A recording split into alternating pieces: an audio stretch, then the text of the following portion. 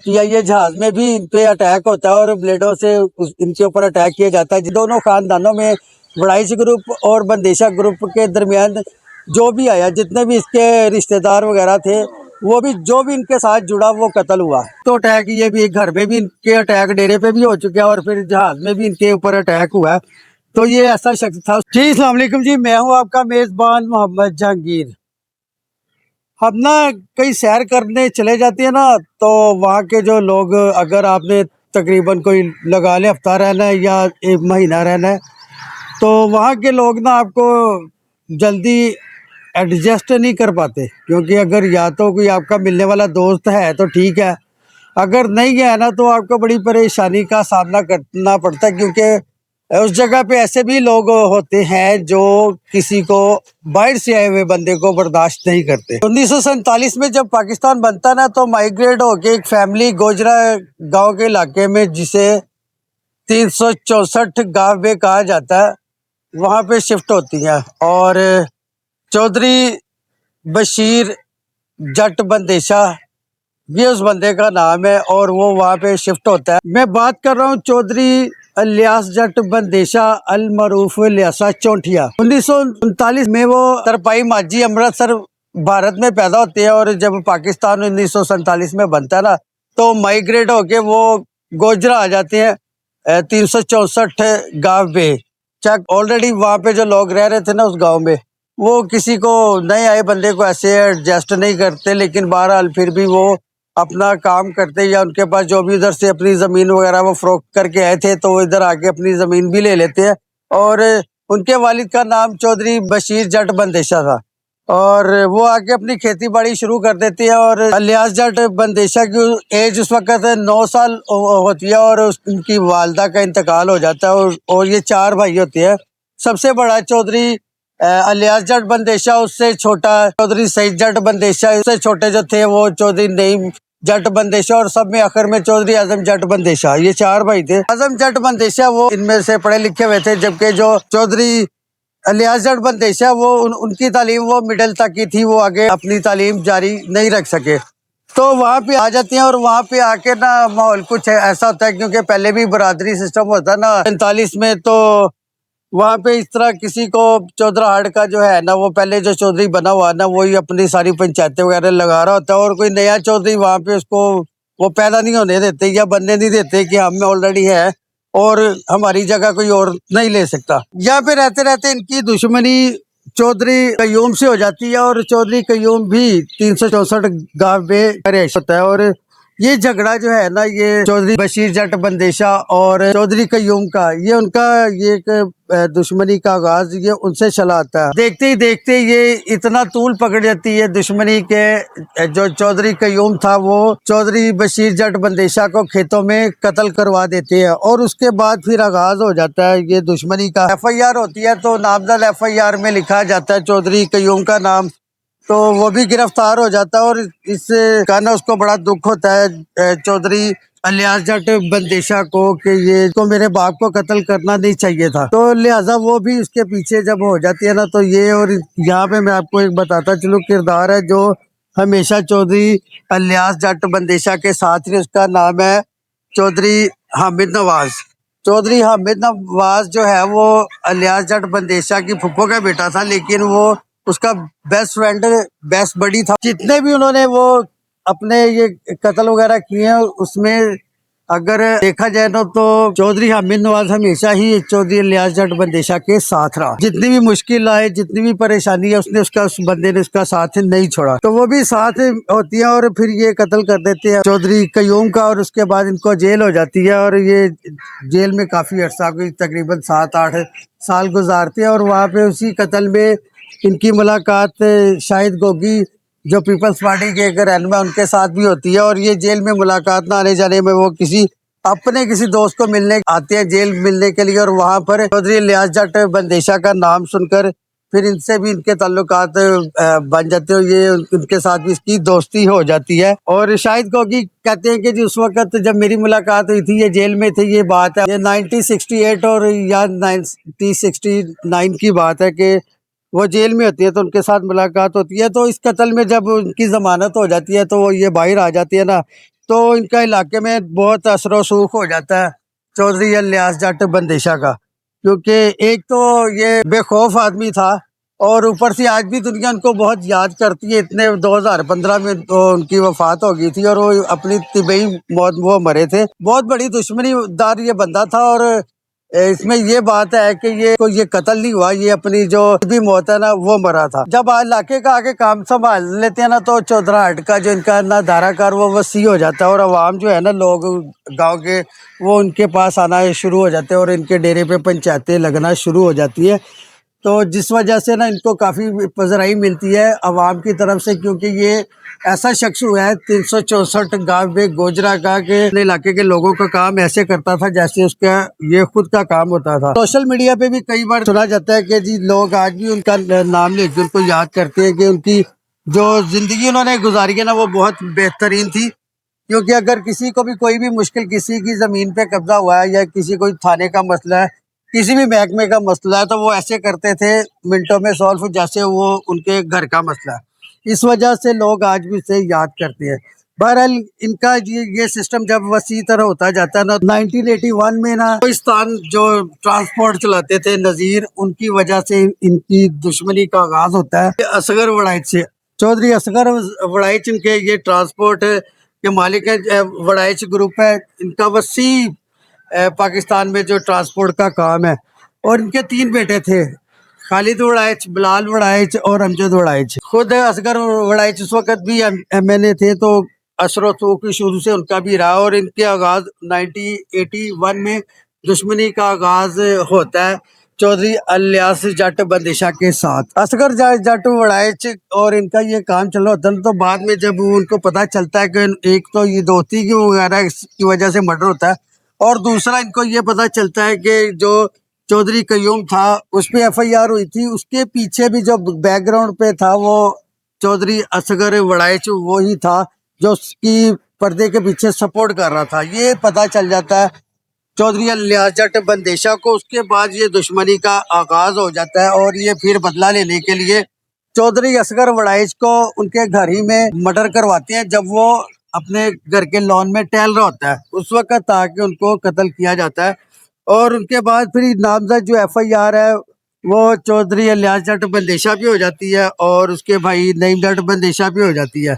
तो ये जेल चले जाते हैं और पीछे रह के जो काम कर रहा होता है ना वहाँ पे अगर कोई भी काम करना होता था ना तो वो चौधरी इलियास जट बंदेशा चौधरी हामिद नवाज को बुलवाते थे और उनसे अपने वो जो भी काम होता था ना वो पर्ची भेजते थे, तो उस पर लिख के कि ये काम है फलां वो कर दो, तो वो उनके कहने पे दर्जनों से ज्यादा वो कत्ल कर चुके हैं चौधरी हामिद नवाज। और ये उस बंदे ने, मैंने आपको बताया कि उस बंदे ने इसका साथ जो है, क्योंकि उसका बेस्ट फ्रेंड था, उसने इसका पीछा इसका साथ देना नहीं छोड़ा, वो हमेशा इसके आगे ही खड़ा रहा। ये बड़ा एक ना छुपा रुस्तम आदमी था चौधरी हामिद नवाज, क्योंकि अगर जितने भी वो अपने से ज्यादा जितने भी अजीज दोस्त हैं सबसे ज्यादा वो एतबार अपने भाइयों से भी बढ़ के चौधरी हामिद नवाज पे वो एतमाद करते थे चौधरी इलियास जट बंदेशा। तो फिर ये वो जो भी काम होते थे ना वो जेल में बैठ के वो सारे हैंडल वो किया करता था और असर सूख बाहर भी था और जेल में भी चौधरी इलियास जट बंदेशा का असर सूख था। तो सूरत हाल ऐसे ये सारी जो दुश्मनी ऐसे ही नहीं चलती, क्योंकि मुख्तलिफ लोग आए रहते, इसमें किरदार शामिल हुए रहते हैं, कोई ना कोई मसला हुआ रहता है और ये काम ऐसे ही चलता रहता है। और उसके बाद ना इसके चौधरी असगर वड़ाइच के मर्डर में फिर ये जब जेल में होते हैं ना तो कुछ सुलह इनकी हो जाती है, क्योंकि एक तरफ चौधरी बशीर जट बंदेशा का मर्डर था और दूसरी तरफ ये असगर वड़ाइच का, और उनकी सुलह हो जाती है और ये की ज़मानत होती है, ये जेल से बाहर आ जाती है। और आने के बाद फिर वही कि ये जब होता है इलेक्शन होता है ना तो मोहतरमा बेनज़ीर भुट्टो जो है ना वो चौधरी इलियास जट बंदेशा उन लोगों में शुमार होते थे जो मोहतरमा बेनज़ीर भुट्टो के करीबी थे। तो वो उनके कहने पे इलेक्शन लड़ता है और इलेक्शन जीत भी जाता है। 2 बार ये MNA रह चुके हैं।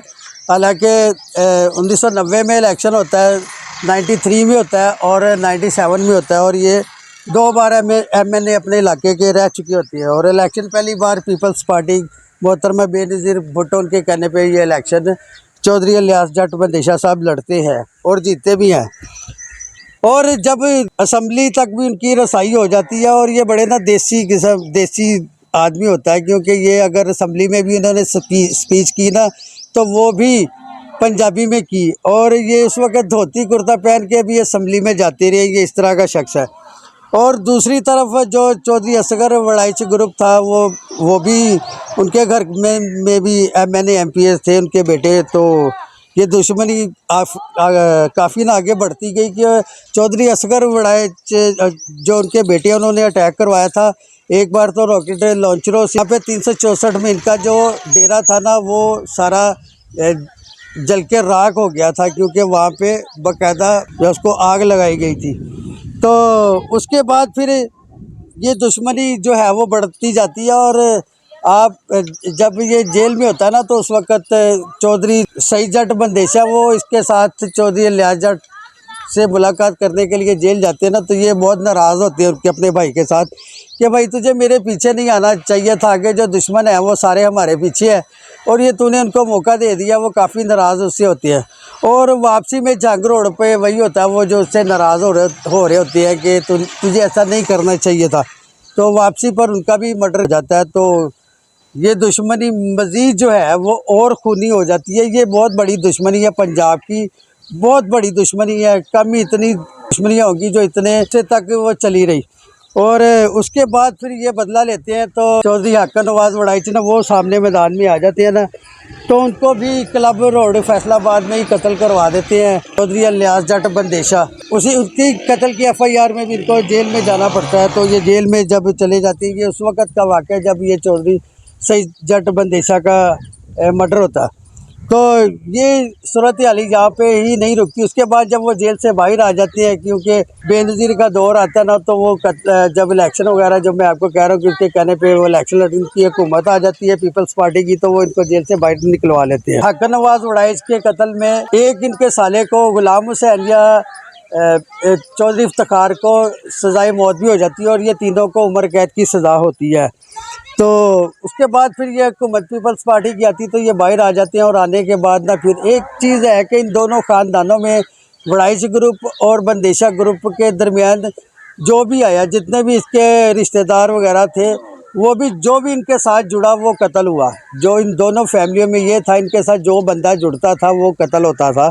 और तकरीबन 40 से 45 इस ख़ानदान के दोनों के मर्डर हो चुके हैं। ये इतनी बड़ी दुश्मनी गई है। और फिर जब ये एमएनए होती हैं तो ये इस्लामाबाद से जब फैसलाबाद जा रहे होते हैं ना, तो फिर पीआईए जहाज़ में भी इन पे अटैक होता है और ब्लेडों से इनके ऊपर अटैक किया जाता है, जिसमें जो गार्ड थे वो जो लोग इन पे अटैक करते हैं उनको मौके पे ही वो कत्ल कर देते हैं। तो अटैक ये भी एक घर में भी इनके अटैक डेरे पे भी हो चुके हैं, और फिर जहाज़ में भी इनके ऊपर अटैक हुआ है। तो ये ऐसा शख्स था। उसके बाद ना जब ये काम काफ़ी बढ़ जाता ना, तो आसपास के जितने जैसे मदर तिब्बी इश्तिहारी था उस वक़्त, वो भी इनके पास रहा। वो तो समझ ले कि उनका बेटा बना हुआ था, और इनके घर का जितने अखराजात थे वो भी चौधरी लियाज जट बंदेशा ही संभालते थे। इस तरह और भी काफ़ी जो इश्तिहारी थे उस वक़्त, तो वो भी चौधरी लियाज जट बंदेशा और एक खान दोनों के डेरों पे ये होता था। वड़ाइच ग्रुप उनके पास भी काफ़ी लोग होते थे, और बंदेशा ग्रुप थी उनके बाद भी इश्तिहारी वगैरह सारे बना लेते थे। उनके भी वो दोस्त वगैरह हुआ करते थे। तो उसके बाद ये दुश्मनी ऐसे ही चलती जाती है। और फिर इनकी ना 93 में सुलह हो जाती है, और इकबाल ठेकेदार नामी बंदा ने एक इनकी सुलह करवाता है, और सऊदीया में इनकी सुलह होती है। तो वो वहाँ पे भी कहता है, अगर मुझे पता चला ना कि मेरे भाई जो सईद जट बंदेशा के मर्डर में तुम लोगों का हाथ हुआ, तो मेरी ये उसके बाद फिर 95 में इनकी जो दुश्मनी है वो फिर स्टार्ट हो जाती है, क्योंकि ये 2 साल उनको पता चल जाता है कि जी सईद जट बंदेशा के मर्डर में इनका हाथ था। तो ये चीज़ें ऐसे नहीं रुकती। उसके बाद फिर जब चौधरी लियाज जट बंदेशा जब असेंबली में होते हैं ना, तो उस वक्त भी इसकी गाड़ी में ना बम लगाने की कोशिश की जाती है, और वो बंदा भी गिरफ्तार हो जाता है जो बम लगाने के लिए आया होता है। यहाँ तक देखिए कि दुश्मनी का कितनी इसकी बढ़ गई कि दोनों ग्रुप एक दूसरे को जहाँ पे देखते थे वहाँ पे फायरिंग और कोशिश करते थे। रॉकेट लॉन्चर, पीआईए जहाज़, उसमें बम ब्लास्ट गाड़ियों में लगाना, पूरी एक जैसे फिल्म नहीं चल रही होती वो सीन होता है इस दुश्मनी का। तो अब उसका शुरुआत देखें और एंड देखें कैसा होता है। और उसके बाद फिर ये दुश्मनी ऐसे ही बढ़ती जाती है। तो फिर इन कत्लों में वहाँ पे अरेस्ट हुआ होता है चौधरी हामिद नवाज तो ये एक बड़ा काम करते हैं। वो जेल की उस वक्त दीवार पे वो बम लगाते हैं और दीवार ही उड़ा देते हैं। और अपने जो कजन है उसका बेस्ट फ्रेंड था चौधरी लियाजत बंदेशा का, हामिद नवाज को ऐसे ही जेल से छुड़वा के ले आते हैं। ये भी उस वक़्त के ये काम है उस दौर के कि शायद ही किसी ने किए होंगे कि जेल की दीवार जो है वो उड़ाई होगी। इतना बहादुर, इतना बेखौफ किरदार का मालिक ही ये बंदा था चौधरी लियास जट बंदेशा। और उनके गांव के लोग ये उनको शेरे पंजाब का खिताब देते हैं। वो कम उसको चौधरी लियास जट बंदेशा अलमरूफ लियासा चोटिया, एक तो ये इनका इंट्रोडक्शन है और दूसरा शेरे पंजाब भी उनको कहा जाता है गोजरा और फैसलाबाद के। क्योंकि जब भी इन्होंने इलेक्शन लड़ा ना तो ये गोजरा से फिर वहां पे आ जाते। जब इन पे अटैक हुआ था 66 चक में फैसलाबाद, वहीं पे आके ये इलेक्शन लड़ती है और अब शिफ्ट भी वहां पे हो जाते हैं।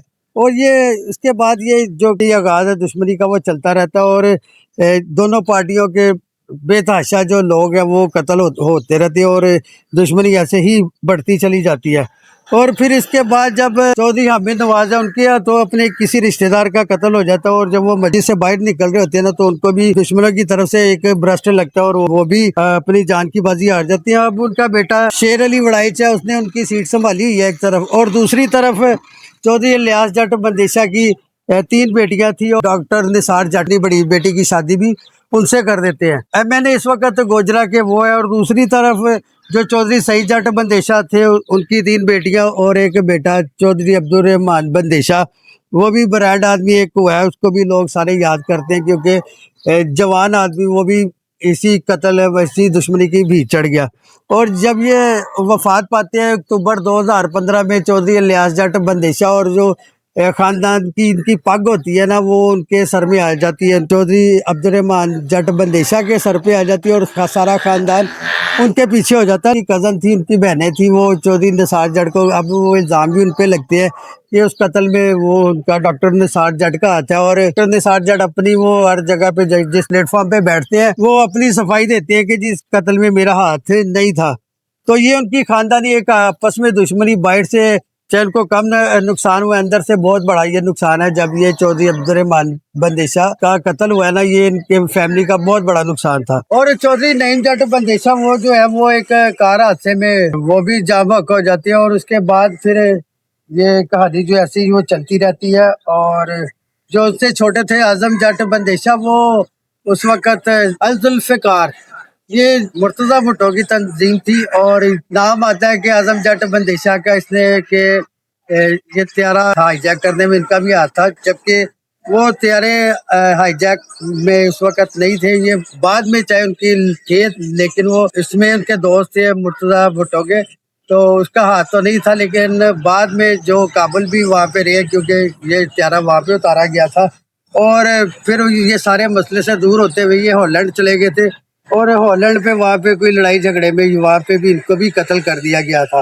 अब ये 4 भाई थे, चारों के चारे ही अल्लाह को प्यारे हो चुके हैं। तो जो खानदान है वो सारी भागदौड़ है। खानदान की बेटी है सिद्रा जट बंदेशा, तो ये उनके कंधों पे आई हुई है और वो बड़े अच्छे तरीके से इसको निभा रही है। लोग भी उनके पास जो काम लेके जाते हैं वो भी उनका वो खत्म कर रही है और साथ में अपना खानदान को भी देख रही है और अपने हल्के के लोगों को भी देख रही है। और अभी तक ये जो दुश्मनी है वो वड़ाइच ग्रुप से तो इनकी खत्म हो चुकी है, लेकिन ये एक खानदान में जो दुश्मनी का आगाज हो चुका है। अब ये दोनों खानदान आपस में ही ये आमने सामने है।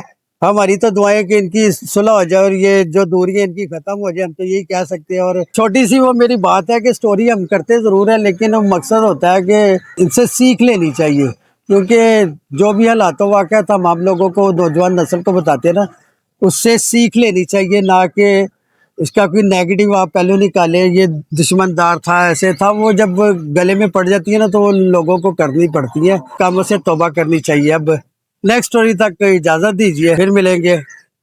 अल्लाह हाफिज़।